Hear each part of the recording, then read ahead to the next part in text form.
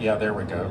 I'll just hand you the microphone, let you introduce yourself, and talk about the car a little bit. It's I guess, our t-shirt car this year. So. It's a close relative to the t-shirt car.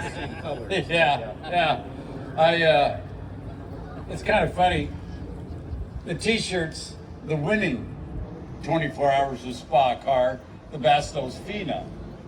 I personally didn't like the blue of the Fina livery, so when I created this tribute car, I really liked the Castrol colors. But my wife calls it my Oh Boy Roberto car because of the colors. So, but as people have told me, if you're not first, you're last, and no one remembers the other cars that ran in the race. So this car finished, this livery, the one driven by Soper, Martin, and Hahn, I think the next year, doesn't get remembered very much, but I enjoyed the livery. This is a 1991 M3. I bought it in 1996. I've owned it for 30 years now. I didn't know what I was buying when I bought this car. I actually was kind of ignorant of the M3s at that point. I thought I was buying a little 325, cute little red car sitting on a car lot.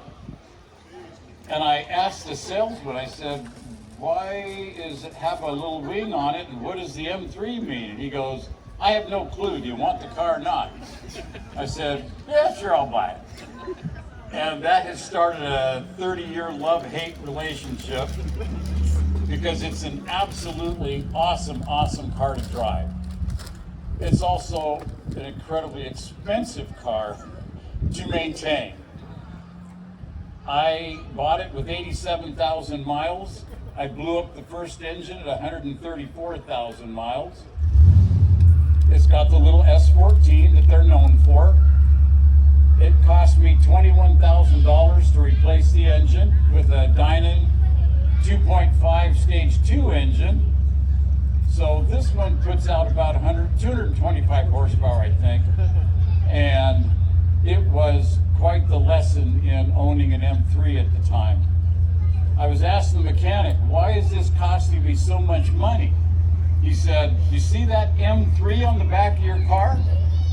I said, yeah. He says, parts for this car cost 3 times as much as any other BMW out there. I said, you're kidding me. I went and looked it up, just a thermostat. 1795, 1795, 1795, M3, 5495, 1795, 1795. So it has been a love-hate relationship, but I have never driven a car that's as much fun to drive as this has been. I raised 2 boys in this. The car's got 261,000 miles on it. About the 3rd time it got hit and damaged, I finally took it off the road because they were starting to become collector cars. And I started a 6-year project to completely rebuild the car. I always had wanted or had the idea of building a tribute car to the original DTM race car. So I stripped off the entire undercarriage, stripped out the interior, rebuilt a good portion of this car over the 6 years. And so it's got bits and pieces. It's got both Group A and Group N parts on it. I have Group A control arms. I've got Group N motor and transmission mounts. For some reason, I made the decision to put solid aluminum bushings in the subframe and the rear differential. So the inside of the car is just incredibly noisy. And I've got Group A shock spring rates on the coilovers. So it's just, this thing hugs the road like no one's business, but it also knocks your fillings out when you're driving down the street. So it's a little bit tiring to drive this for long distances, but on the track, it's just phenomenal. So,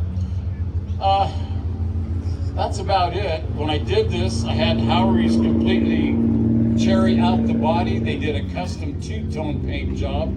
So the white is Alpenweiss 1, the red is the original Brilliant Red, and then back when I did all this, they didn't have wraps per se. So all these decals were hand put on and that took a while. But I built the car. I've left the interior in it because I like showing the car like this, and then the roll bar and the suspension and everything, because I like to track it every once in a while for the fun of it. So there you go. That's pretty much the story of it. Any questions or thoughts? All right, there you go.